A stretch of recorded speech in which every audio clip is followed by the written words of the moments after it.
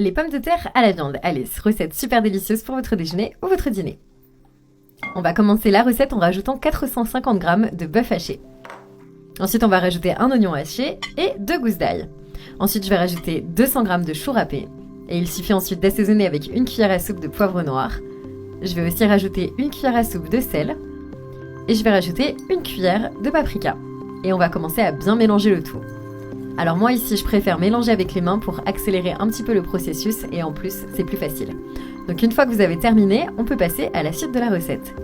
Alors l'étape suivante ici, ça va consister à séparer une petite quantité de viande et à la façonner en petites boules.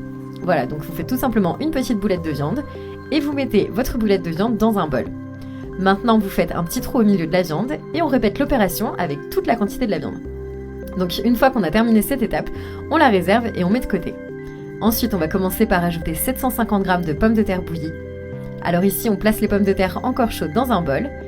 Et pour cette étape, c'est très simple, il ne reste plus qu'à bien les écraser. Donc les pommes de terre doivent maintenant avoir la texture d'une purée et on va pouvoir commencer notre assaisonnement. Alors ici, moi je vais commencer par rajouter une cuillère à soupe de sel. Je vais aussi rajouter une cuillère à soupe de persil séché, une cuillère à soupe de poivre noir et je vais aussi rajouter 150 g de fromage râpé. Alors bien sûr ici, vous utilisez n'importe quel fromage. Ensuite, je vais rajouter 50 ml de lait. Et là, il ne reste plus qu'à bien mélanger le tout jusqu'à ce qu'on obtienne une purée qui est bien lisse et surtout bien assaisonnée. Moi, j'adore faire cette recette, la saveur de la viande avec le fromage, c'est absolument parfait. J'ai trop hâte de manger. C'est une recette qui se marie très bien avec du riz et vous pouvez le servir pour un déjeuner par exemple. Une fois qu'on a préparé ce mélange, on passe à la dernière étape de la recette. Donc on va mettre de côté une quantité généreuse de pommes de terre au fromage. On les met en forme et ensuite on va les placer sur la viande. Et après, on n'a plus qu'à répéter l'opération avec toute la quantité de pommes de terre. Voilà, et une fois qu'on a bien terminé ce processus, on n'a plus qu'à préparer la sauce. Donc là, vous allez pouvoir prendre un récipient un petit peu plus grand et on va pouvoir rajouter 200 ml d'eau. Je vais également rajouter 4 cuillères à soupe de sauce tomate. Alors ici, il faut bien penser à bien remuer, à bien mélanger.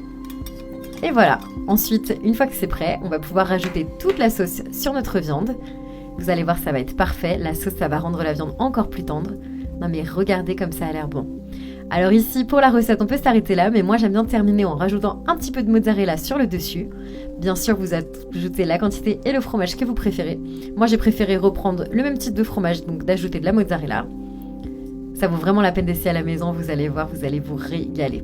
Allez, maintenant il ne reste plus qu'à cuire, donc je vais mettre ça au four pendant 30 minutes et je vais mettre à 350 degrés. Et voilà, notre recette est prête. J'espère vraiment que ça vous a donné envie de goûter. Alors n'hésitez pas à vous servir une généreuse quantité. Il n'y a plus qu'à savourer. Je vous laisse tester et moi je vous souhaite un très bon appétit.